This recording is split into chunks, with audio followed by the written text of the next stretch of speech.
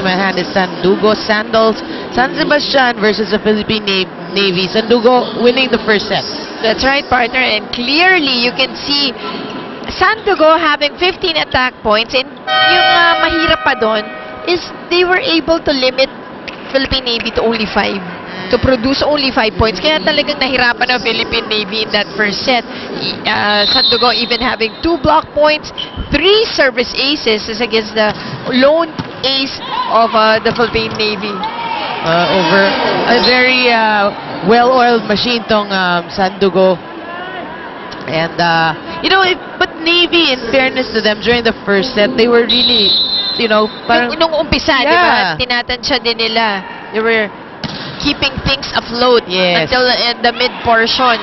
Well, so far, De Leon with 10 excellent sets and Joan Botor Carpio with only 4. Nahihirapan siya dun sa first ball eh. Yun yung nangyayari. Even that time, she had to make a shoot, which is very hard to go to the other end. That's right. And, well, Prochino is back. And we'll see if that's good. Well, that's definitely good news, but hopefully. And Joan Botor Carpio, one of the few that can hit it while playing as a setter. Di ba? Ruby De Leon, si Joan Botor Carpio. Ba't galing UST yan? Pero totoo kasi nga. Di ba? Rhea Di Maculangan. Sometimes. Sinasalak din. Iyan ang pinaka. Di ba? Yeah. Well, she was a spiker. The mother. During our time, spiker siya. Sila ni Tet Enriquez. Correct. And then, nagulat nga ako when they were in the Philippine team. Biglang, they converted her to a setter. Well, if it's Fun Family Pizza, it's gotta be Shakey's. At talaga naman nag-thrive siya doon. Even playing up to this day, diba? Galing. Very smart player. Yep. Progina. That's why you want her in. You want her healthy. Well, Progina's a very smart player. Yun ang veteran din together with Nene Ibanez. Yun yung vast experience lang internationally pa, ha? Itong dalawang yan. Si Nene Ibanez at si Mai Progina can really give this new and the younger players some lessons in volleyball. That's right. And an ace serve for Mai Progina. Another good serve.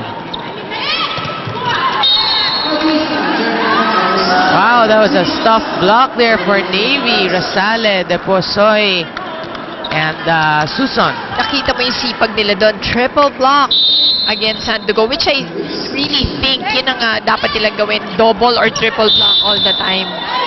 That's right. An error. A net violation called against Kite Rosale. Sayang yun, no? That was actually unforced error. Parang magsisetting error na rin si Rhea Di Maculangan. Carpio to Rosale.